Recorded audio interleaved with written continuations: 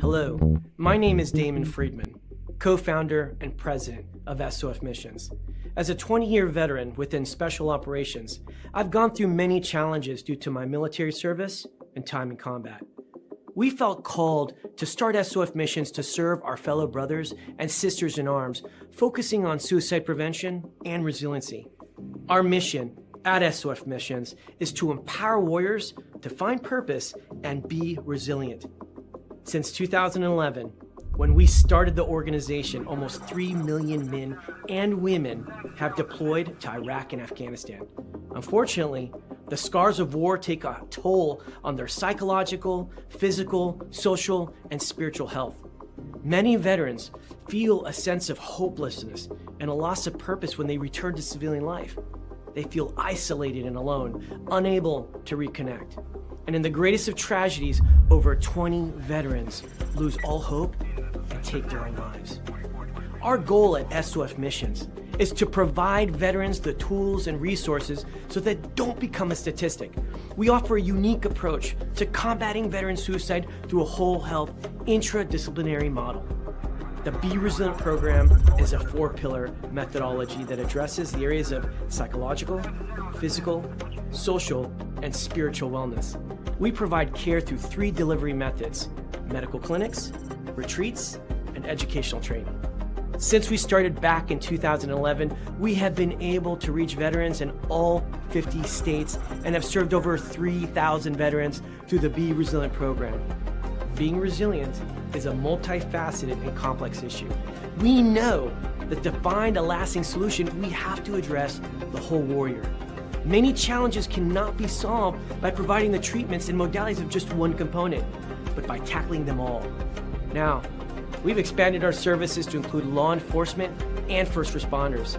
Together, we can make a lasting impact in the lives of warriors across the nation. To learn more, visit our website at sofmissions.org.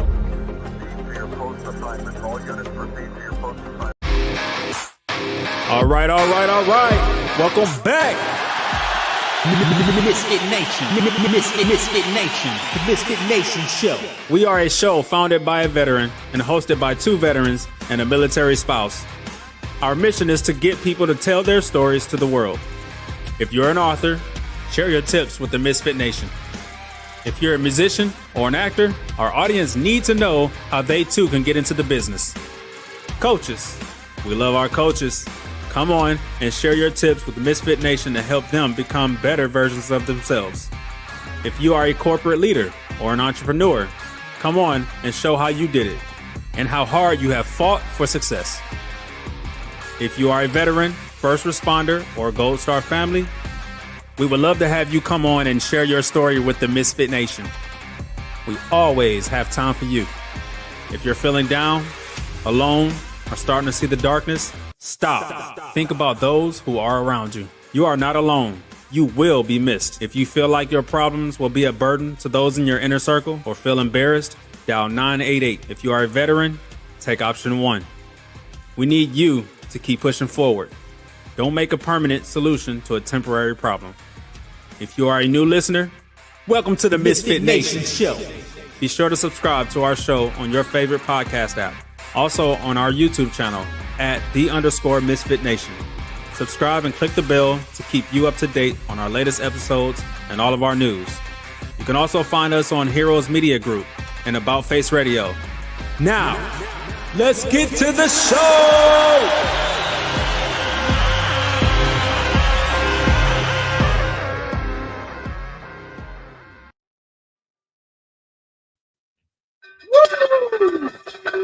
All right. Welcome back to the Misfit Nation Show, and it's your Sunday after dinner edition. After a long weekend of football, crazy college football playoff predictions, and some cold football games for the NFL today, I'm glad you're here with us and not choosing to watch NFL Sunday Night Football. Like we said in the intro there, a day tomorrow is 100% better with you than it is without you. So if you are feeling down, please take the steps to stay with us. Reach into that wallet, take that 1 inch by 1 inch piece of paper, look at those 3 names, call them, see if they'll answer. If you don't want to do that because you're embarrassed or whatever, dial 988. Get the help you need. We know it works. Someone in our inner circle used it and it worked for them. If you don't want to do any of those, contact us here. info@themisfitnation.com, Steven@themisfitnation.com, or Jake@themisfitnation.com. We will get back with you. We will keep you on the line when one of the other ones to get on the phone and get someone to help you in your area. We need you to stay with us so we can keep this fight alive. Misfit Nation, enough of the glum stuff. Tonight we have a good one. Tonight we welcome a warrior, an artist, and a sacred storyteller. She is a U.S. Army combat veteran from the front lines of Afghanistan to the front lines of human healing. As one of the first women selected for the Cultural Support Team program, she served alongside Navy SEALs and other special operations units, navigating both war and the personal battles that followed. Today, she brings her truth to the world through art, ritual, writing, and soul work, transforming trauma into something deeply powerful and deeply human.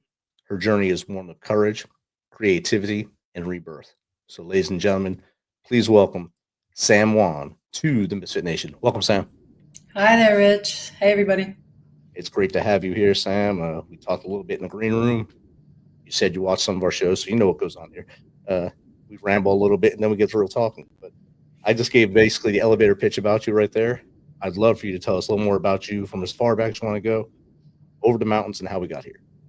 Sure. First off, thank you so much for having me on the show. It's an honor and a privilege. To give a little background about me, I was born in Bahrain, grew up there, moved to California when I was about 14 to start high school.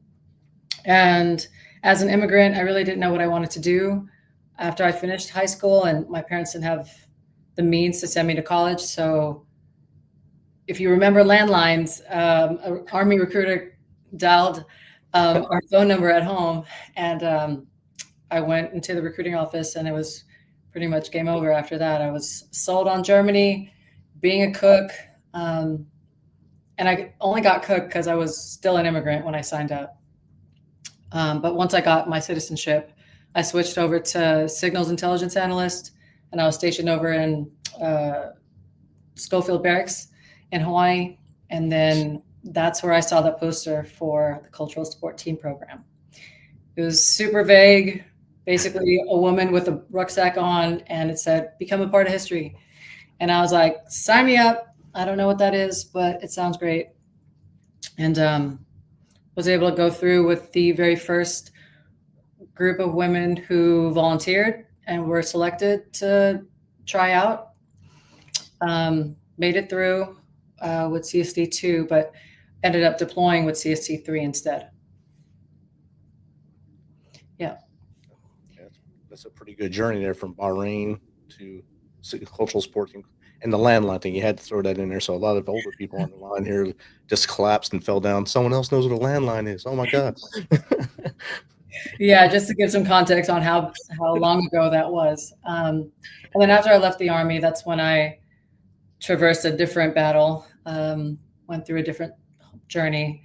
From art school, I left that deployment, and literally within like 3 months, 4 months maybe, I'm in art school at Old Dominion going through a painting program, trying to figure that out.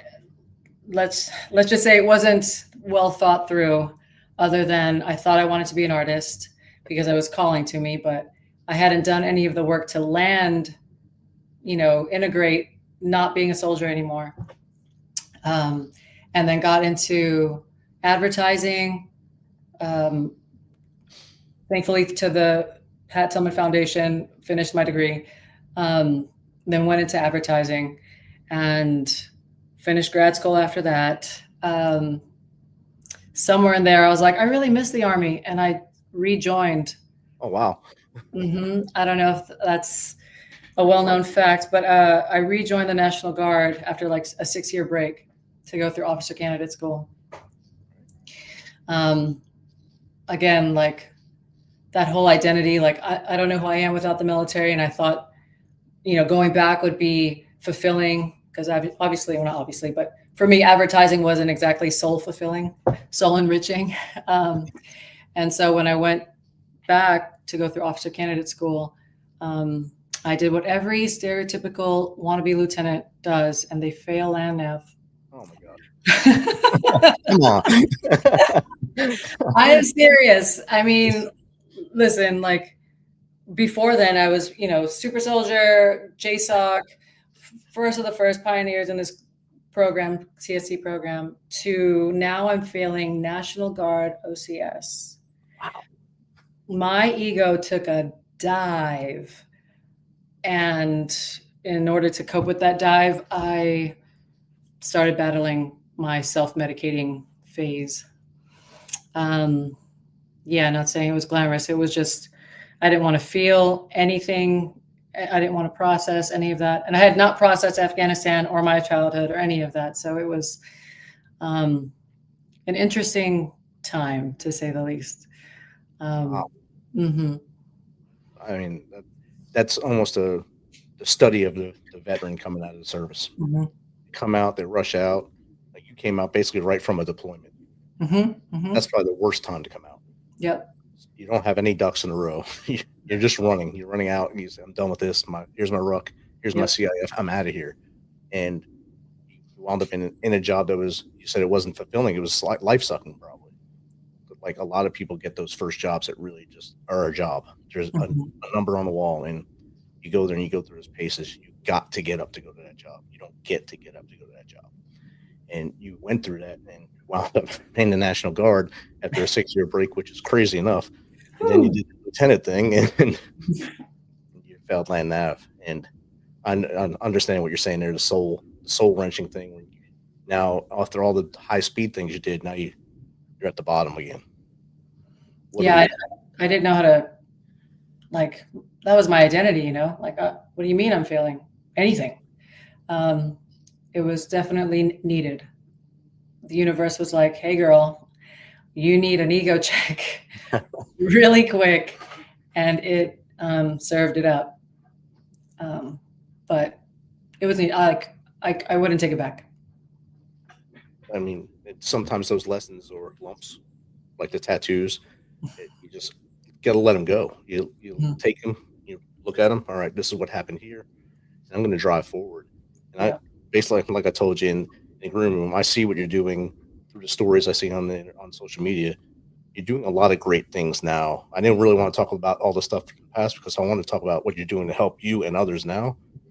But you're going to have to interject things in the past to find out why the things now are working. Yeah, I'm happy to do that. Like, I think there's a few, a lot of veterans can benefit from that. One, knowing that they're not alone. Yes. We all have our own struggles. And two, we have a lot more in common than we like to admit. We just are either too shy or embarrassed or ashamed to share the failures, the traumas. So, happy to dig in. A lot of us are what we call hard-headed. We don't want to admit that there's others out there that have gone through the same thing and probably could help us. And that way we don't go as deep into our problem as maybe they did. And where were you in Afghanistan at the time? Sure. So I was there 2012, Fob Shank, Logar province. Okay. So I was in 2012 in Afghanistan as well. I was in Kunar, Chowkay. So about the same time as you. Towards the end of the year. I was there from, I think, May till December. Oh, cool. As an advisor team. And that's the time I woke up as a soldier. Basically, I got wounded and that woke me up. Oh, well, sorry to hear that, but yeah. I'll let you go now. Oh yeah. I was there February, like end of February through November 2012. Okay. Yeah. Definitely. I'm sorry. Can you repeat the question? Just tell us what you went through there, and then what made you decide during that to say, "That's it for me. I'm done." Oh, sure. Wow. Okay. So as a CST, if you're unfamiliar with the program, our job was to integrate with special operations units like SEAL Team 6, Delta, Ranger Regiment. And we were the only women on the team to kind of handle and question, search the women and kids when out on mission. At least the mission that I supported, which was night ops or night raids. And so we would go out with them, do our thing, and manage the women and kids. As you can imagine, it's not exactly the hearts and minds kind of marketing, beautiful picture, like beautiful relationship building. No, not really any of that. But during that deployment, there were things that were happening that made me question why we were there and who I was. Like, what version of Sam do I need to be here to operate at this level, to do the things that we are doing? Like, how disconnected I am, or am I, from who I want to be or who I really am in this moment. And so all that's going on, and I'm just trying to figure out how to like get through the next day. And at the time, we're also Logar, or Fob Shank, is getting mortared every day. And you kind of just like disconnect from it from a survival standpoint. Like, you don't really feel, you just go through the motions. But there was one mission in particular that made me really kind of wake up. And what happened on mission was that we were going to the house like we usually do, no problem. And going through our regular protocol, calling out, call out 1, nothing, call out 2, nothing, call out 3. Now we're getting fired at, right? And so we're receiving fire. 2 of our guys kind of get injured, shot, medevac comes and takes them out. We request air support. They do their thing. And now we're assessing the aftermath. In that, there are 2 women that are survivors, and basically let me know, like, their family were killed, affected by this whole thing. And I just, after hearing something like that and like realizing what just went on, it wasn't exactly something that I could process in real time, right? Like, if I show weakness here, if I show my soft womanly side, this is exactly why they don't want women doing this thing. So I turned that off, and I didn't express it. I didn't tell anyone. I didn't say this really bothers me. Nope. I started drawing. When I was in Afghanistan to kind of just get myself back into my body. And I had chalk for whatever reason. I don't even know why, but I had chalk, and in our tent, our rooms were divvied out and with plywood walls, and I would just make on the walls, patterns, shapes, whatever. And eventually those chalk drawings turned into paintings.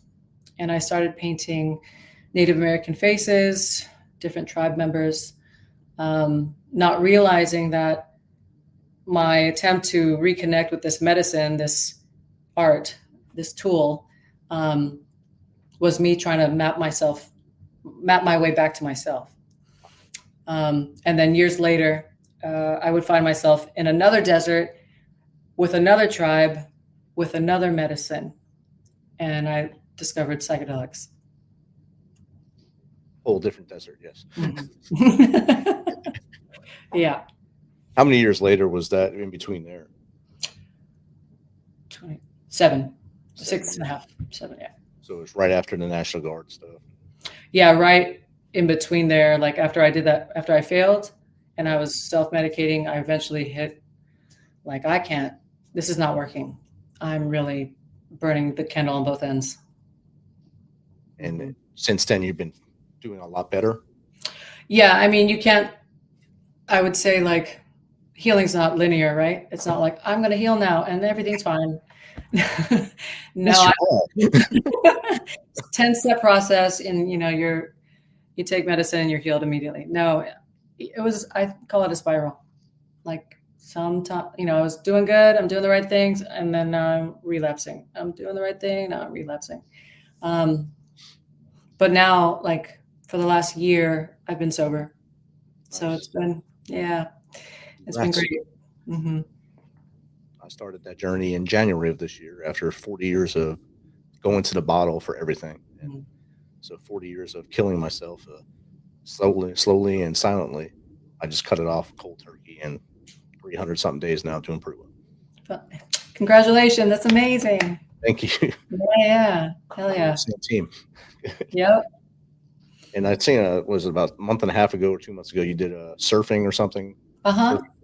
Tell us about that. Yeah. Well, I mean, art's always been a part of my kind of like healing tool bucket now.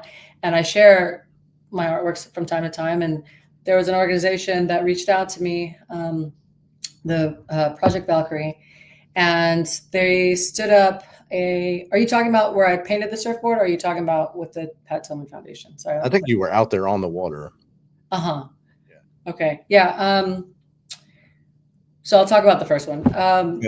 So, because both times I was, but I don't think I posted pictures of me on the board the first time. But the concept is surf therapy for veterans. Basically, you learn how to surf with the board that you made, and I got to paint the surfboard that that organization will end up like auctioning off to raise money for their nonprofit. But learning how to kind of be one with the ocean, get comfortable being uncomfortable, doing something out of my comfort zone, or like, I'm not a great swimmer, so that's pretty much why I hadn't surfed, even though I was stationed in Hawaii. Yeah. I missed out on a good opportunity there because I was there for like 5 years, but doing it with a group of vets who are also like challenging themselves and pushing themselves out of their comfort zone was kind of nice, because it was like, okay, I'm not doing this alone. That's awesome. And I seen you. I think it's like post like days of the journey, and it was pretty cool watching it. Yeah. And seeing. I highly recommend if you haven't tried. And listening to you talk about it now, I can see it really helped you, and not just the surfing portion, the way you were able to give back to them for helping you. That helped as well. And I think through arts, you can do that both ways. Yeah, I now look at my art practice as an act of service, a tool of service.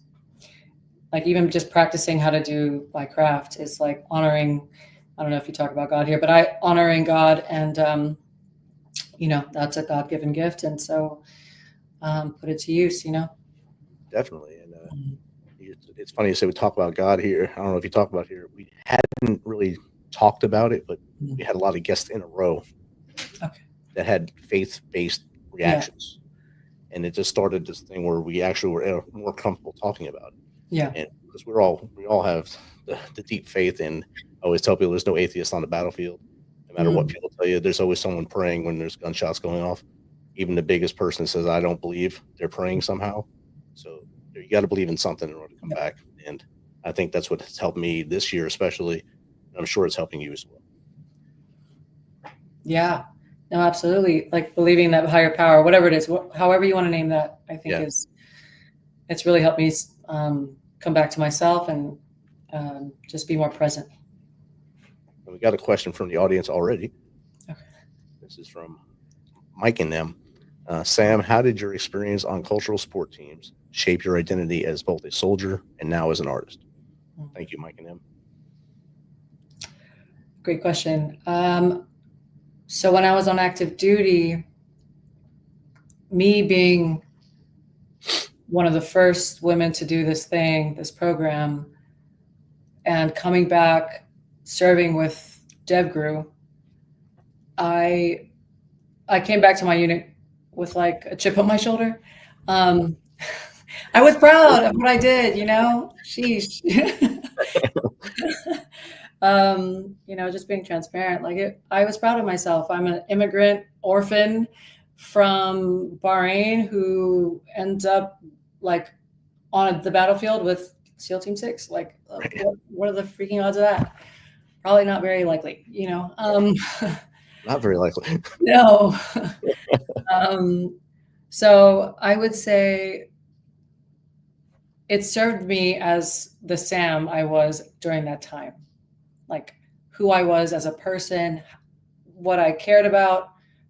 I'm super thankful and grateful for that period of my life. But now where I've kind of hung up that uniform and I've put on multiple hats, not just artist, but like that's one of my favorite hats to wear. I can look back at that time in my life and like, yes, let it inspire me, but also like understanding why I was doing that or why I got to that point in my life and where that drive came from, which is, I don't know how much time we have, but,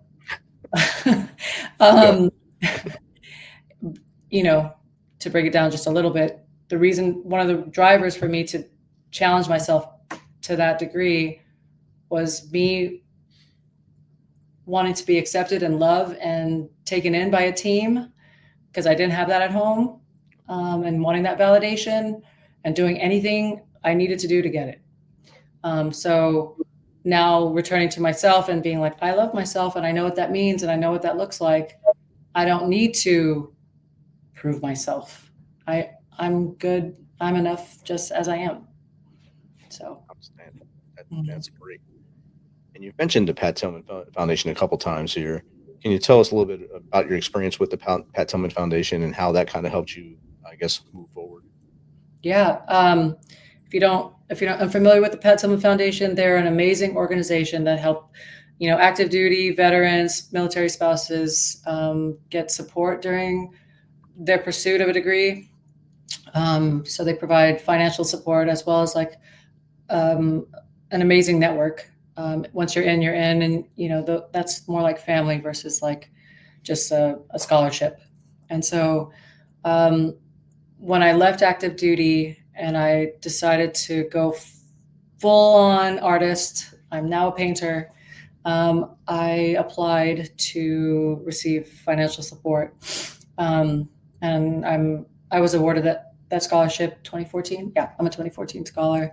But since then, they have yearly events like the Leadership Summit, the Pat Tillman Run in Arizona, different leadership events during the year, like smaller ones. But yeah, it's a family. And living here in Virginia, there's quite a few of us here in this area, so we meet up at least monthly. That's a great other network to have, another small tribe to have in your pocket, basically, as you move forward with all the things you're doing now to help others as well as yourself. And having the Pat Tillman Foundation as one bucket of that tribe, you probably still have some of your sisters from the CST with you as well, and probably some of the dudes from the special ops that you worked with. I'm sure they still reach out with you as well. Oh yeah, the CST sisters. A few of the sisters started an organization called All True, and they put together this yearly event, this gala, and also started up this mentorship program for, paying it forward to other like younger women in the career field. It's an incredible organization and network to have. And I think that's a huge part of the continuous healing process, right? Community is medicine. It's not just going to therapy or not just taking your meds or whatever. You can get that same, if not better effect by having genuine, authentic connections. 100%. And I think that's why, and you heard me talk about the 3 names on that 1 inch by 1 inch piece of paper in your wallet. That's just your inner people. Mm-hmm. You have to have outer circles and other rings. And that's where the Venn diagram comes in of all your tribes linked together somehow. And somehow they all do link in some weird way. Do you find that when you're talking to one part of the tribe or to the other part of the tribe that they all kind of have some of the same interests, just that they don't even know it? Oh yeah, absolutely. And I think, once you're able to have those kind of honest conversations, and I don't know if you feel this way, but sometimes when you are with other veterans, like within a few minutes, regardless of branch, you just instantly connect. So just getting the conversation going is, the first step in getting that authentic connection. So yeah, you never know what somebody else is up to, what they have up their sleeve, or who they might know. So, conversations are a great way to connect. I think my wife says I never meet a stranger. Yeah. As soon as I can smell veteran somehow, and I'll start talking to him, and we'll just talk. And next thing I know, I'm missing something, or I see her tapping her foot, waiting, and I got to go. See you later. The same thing with my brother when we work at the NASCAR races. They'll see me just walk away and just talk to people. He's like, you know, no, I know him now. That's how we do things. Yeah. Can I share a story? Yes, ma'am. Yeah. So I did this emotional intelligence program earlier this year, which kind of kicked off my sobriety journey and consistent healing integration. But one of the things that I took away from this program was to check in on your community, right? Like instead of being so standoffish or just like very buttoned up, or, you know, really take the time to listen and care. And at the time I was working at DISA. Are you familiar with Defense Information Systems Agency? I am, yes. Cybersecurity agency for the government. Just very sterile and like rigid and not, you know, community hugs. So I'm coming back from this program like, I love everybody. And I'm walking through the hallway and there's this lieutenant colonel. I could see he's a lieutenant colonel like walking to me, and I'm like, okay, I'm going to do my regular Army thing. I'm going to, good morning, sir, or whatever. But as he's getting closer, I'm looking at him and I'm like, he looks really sad, like very depressed. And I don't know what it was, but I was like, good morning, sir. And he's like, oh, good morning. And I'm like, hey, sir, can I ask you a question? I don't know how I phrase this, but basically I was like, you look like you need a hug, which is so out of context. That went well. And he tightened up like typical Army like response, like, I just need stronger coffee, you know? And I was like, oh, okay. Won't do that again, you know? And I marched away, or I walked as quickly as possible because I was freaking awkward. The next time I saw this guy, we're walking and I'm like, okay, I'm not going to be nice anymore. I'm just going to be my regular Sam, like, good morning, sir. And I do it. And he turns around. He's like, how are you? I'm like, I'm good, sir. And he's like, you know, I haven't stopped thinking about what you said the other day. And I was like, oh, he's like, you know, I gave you such a like stereotypical Army response, and you were just showing concern for your coworker. And we need more of that, you know? And then he introduced me like by his first name. I was like, oh, cool. But yeah, like, you know, it's just so nice to know, like, the, you know, the energy that you put out is typically like given back to you by the universe. You know, if it's positive or if it's negative, but don't do that. Please don't do it. We have enough of that. Yeah, There's yeah, enough of that out there. that. You don't have to add to that. There's enough people that add to that pot every day. Yeah. Especially probably around where you are. You probably see a lot of negativity up there. Oh man. I mean, I'm super close to DC. It's kind of nuts.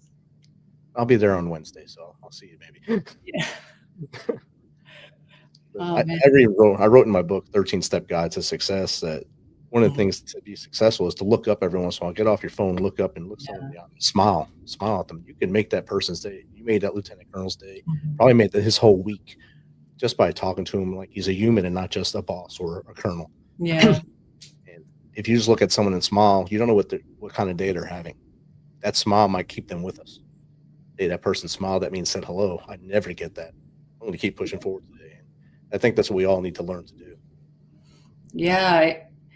As timid or like not uncomfortable, but like nervous almost, like, oh, I'm going to ask this lieutenant colonel how he's doing. Yeah. And it's just like, no, he's a human being. Like, who cares? Just like us. Mm-hmm. Puts his pants on one leg at a time too every morning. Exactly. Hopefully one leg at a time. Doesn't just jump into him somehow. And if he does, good for him. Yep. Whatever you want, sir. If you're that cool, go ahead, man. But another question from the audience. This is from I Haul Day to you two. You describe your life as part soldier, part seeker. How do those roles coexist in your healing work today? Thank you. I Haul Day to you two. Oh, that's a good question. I feel like those roles coexist.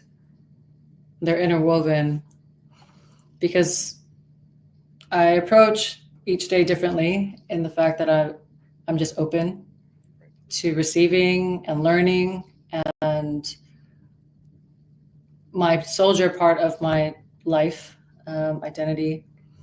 Sometimes that translates into like warrior, to be able to manage the things that are coming my way, or be strong for not only myself, but maybe a loved one or a family friend, or so to be able to navigate that soldier part within like my healing, loving, vulnerable side as well.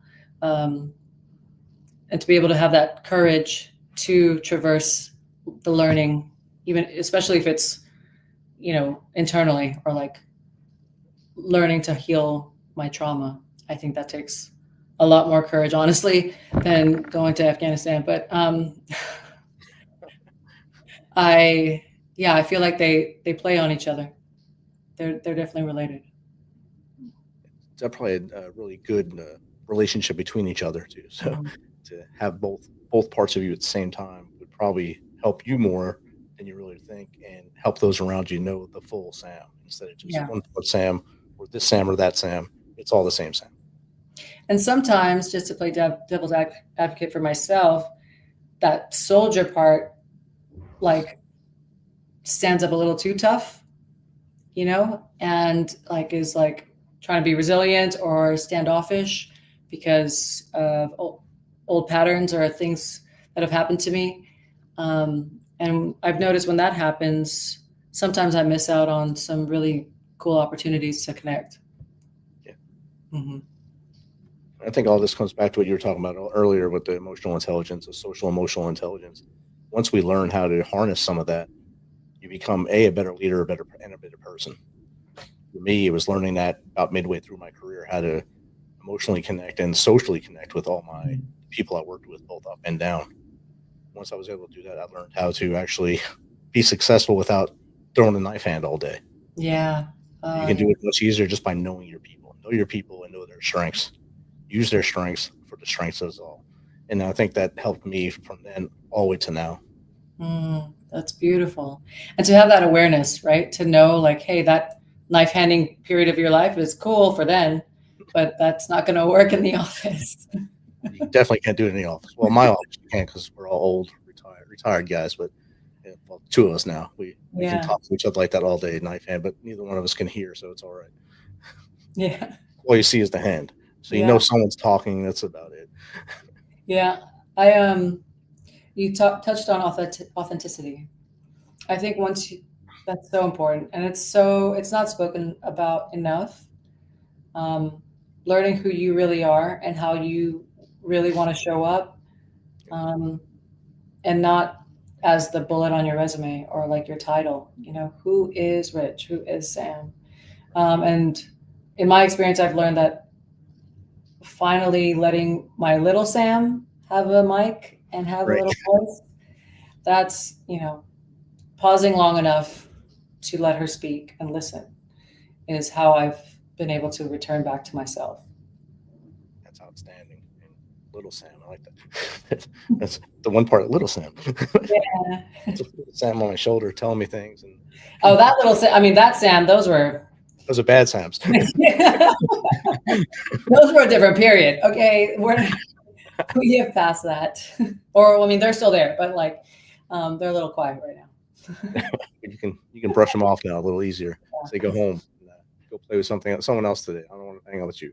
Yeah. And I think that's a lot of us, as we, like, you had that journey coming out, not knowing what to do with your hands, getting to advertising, and you hated it. It was a dredge in your life. For me, my first job was actually helping veterans, and it was dredging my soul because I wasn't healed myself and I was trying to help others.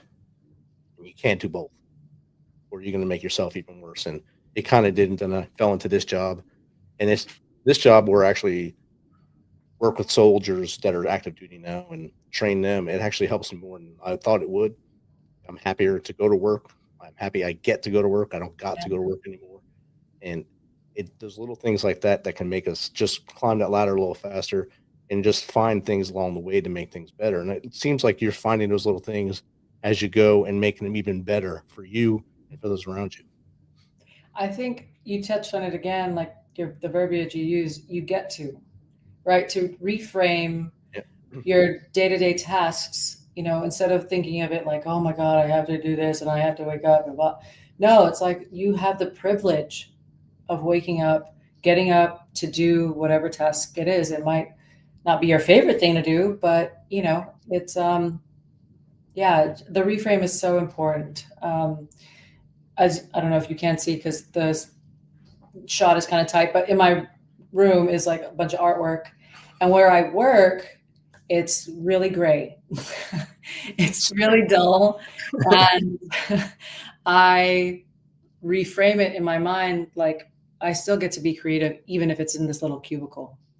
Like I have the flexibility to be creative, and do things. Like I just feel so honored and are blessed to have this job, even though it's not as bright and colorful as what I'd like, but it's a blessing.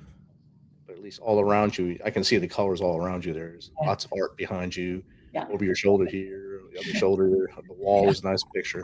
On your website, there's plenty of paintings on there as well. You live a life full of color. So when you go to the Dre, grab this a basement, the cubicles, sure. No, it's fine. Just bring the colorful energy, and it's all good. You got to flash back to what you have and bring your energy to that space.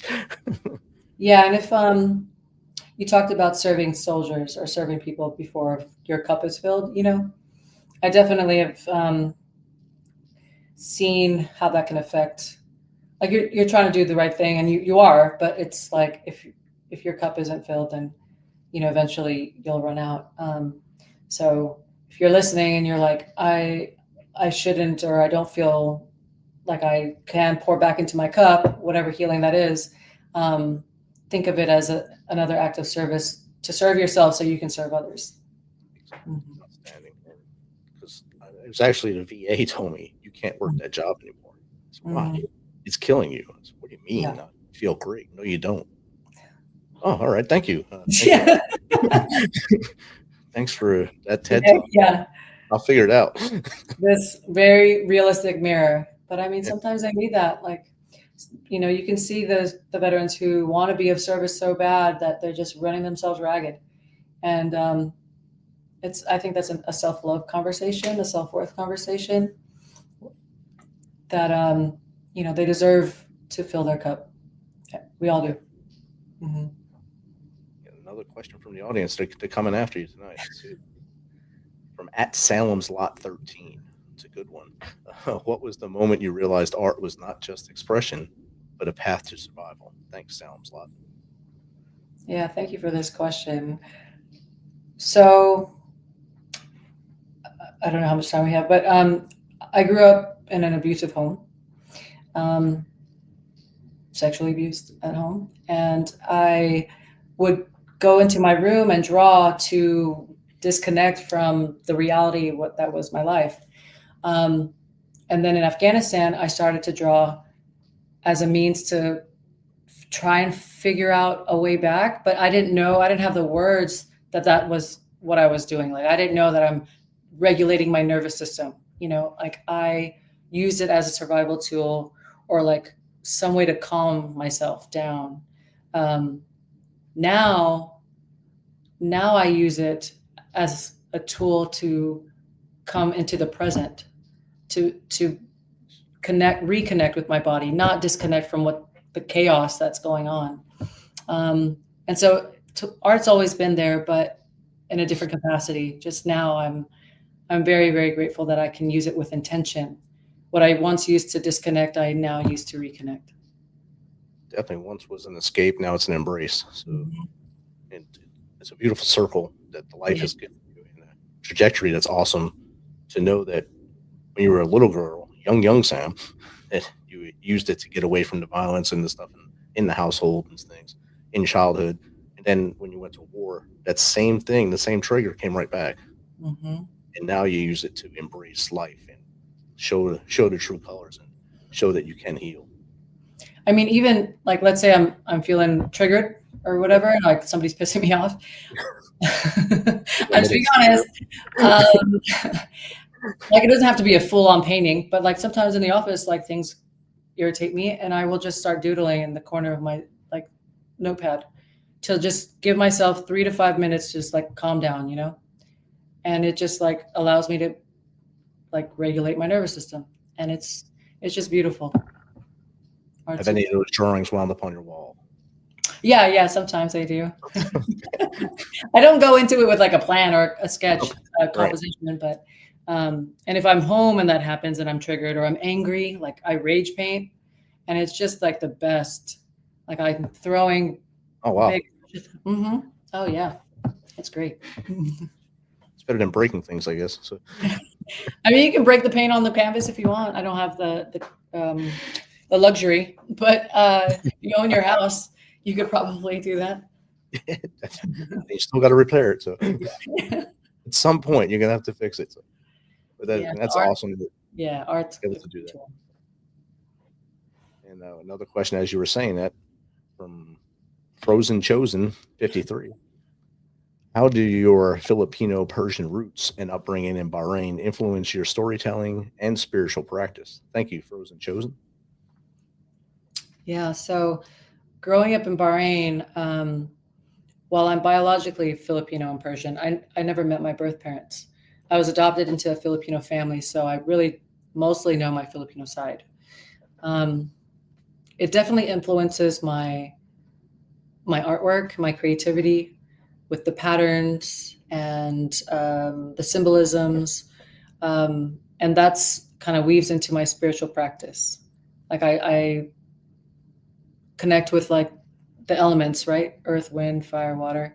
Some of the habits that are like rituals. I don't like using that word because some people are like, oh my God, witchcraft. But no, like the routines, you know, the things that I do tie back into that.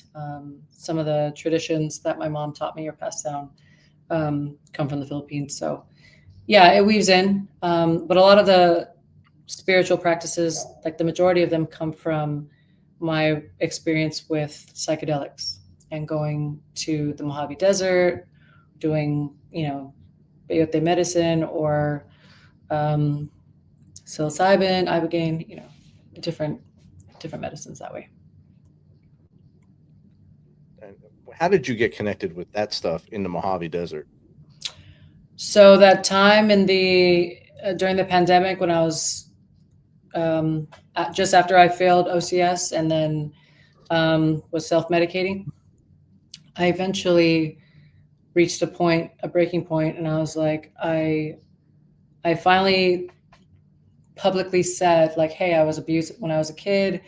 This is really like what's driving my addiction, and I need help.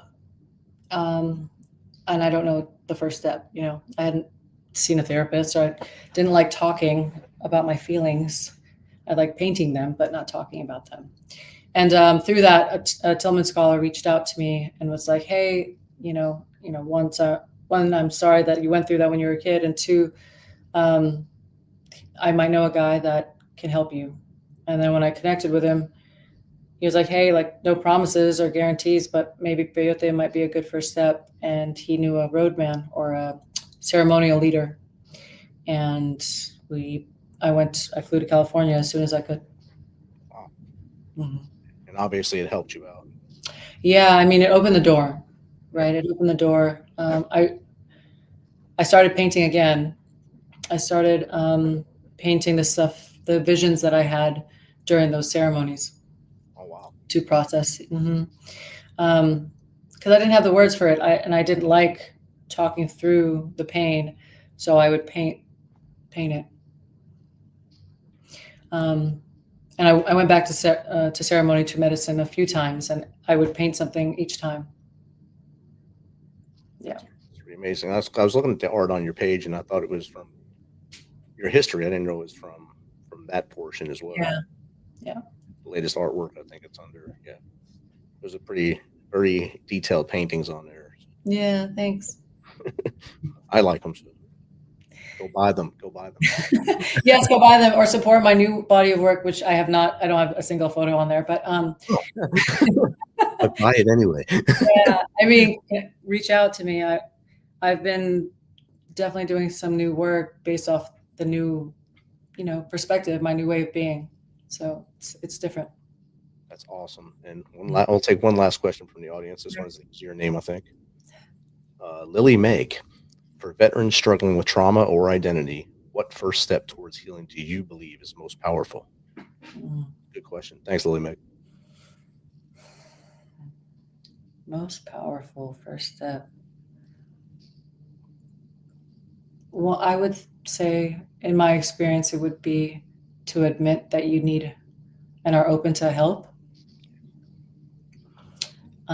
For a long time, I was like, nope, I got it. I'm fine. And to know that you will be supported. Like, there are really, really great organizations out there that have legit programs and staff that can get you through, whatever it is you're going through. And if for whatever reason it's not a good match, like, there's another one. Unfortunately, like, sometimes you got to do a little dating, a little therapy dating, but it's totally worth it. Yeah. Definitely. I think we say that all the time here, that your first doctor may not be the best one for you. And just like going to your hairdresser or your nail salon, if you don't like the person, you're not going to go back. Yeah. Or if you don't like that doctor, you're not going to tell them everything that's wrong with you. So they won't help you, or they just don't have that vibe. Keep going until you find one, and find the one that works for you, not for me, for you, and you'll be all right. 100%. All right, Sam, we're getting close to the witching hour for those rituals that we were talking about. But, yeah, it's full moon too. Let's go. Oh man, see, here we go. What's the best way to get in contact with you if anyone in the audience wants to chat with you like we have, or have you on their shows? A lot of our audience are podcasters as well. Oh, cool. Yeah, if you want to reach out to me, theonesamjuan.com, or on my Instagram, theonesamjuan, and also on TikTok, theonesamjuan. All pretty easy there. The one Sam Juan, the website is going across the bottom. It was shared in the comments earlier. And our last question for you, Sam. What's 3 things the Misfit Nation can start doing tomorrow to be better people? Oh. To be better people, I think 3 things that I would recommend is to, 1, stop, pause, and listen to yourself and figure out what you truly want, who you truly are, and to have the courage to start or continue that healing journey. Because as we show up as healed people, it's contagious, and other people will want to do it too. Yeah, I don't know if that was 2 or 3, but that's 1, yeah.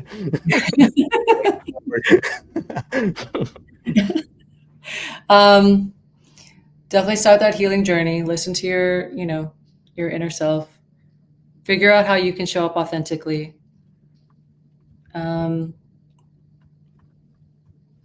And maybe consider using art as a tool to release not only your trauma, it's not only for that, but reconnect with your little self, your little joy, and use that as a tool. It's pretty amazing what you can do. Mm-hmm. All 3 of those are great. And just this past Wednesday, we taught a class on something called Challenge America Through the Arts, CAV Arts, for American veterans. We do podcasting 101 on there, and 3 of us veteran podcasters get on there and teach how to be podcasters. We're not experts, but we've been through a lot on this, so we try to share what we've learned and help them out. And they have a lot of things on CAV Arts, like guitars or art. Oh, cool. Music, all kinds of things on there. So it's a great place, and I believe art is a great highway to get out of the problems you're on. Yeah. So thank you for sharing that. Thank you for sharing your big 3 and everything you shared with us tonight. It's been awesome chatting with you, and thanks for coming from 19-degree Virginia to hang out with us here in the interwebs. Well, thank you for the invite. It was a great conversation. I really appreciate it. I hope you guys have a great, blessed night. Thank you, Sam. You have a great night too. Misfit Nation, don't forget to look out for each other. Stay warm. Of course, this great holiday season. This is the season where most of our brothers and sisters have a lot of troubles. Check in on your brothers and sisters. If they haven't called you, call them. If they haven't texted you, text them. You'll be surprised what happens next. Until next time, be humble, stay hungry, and keep hustling.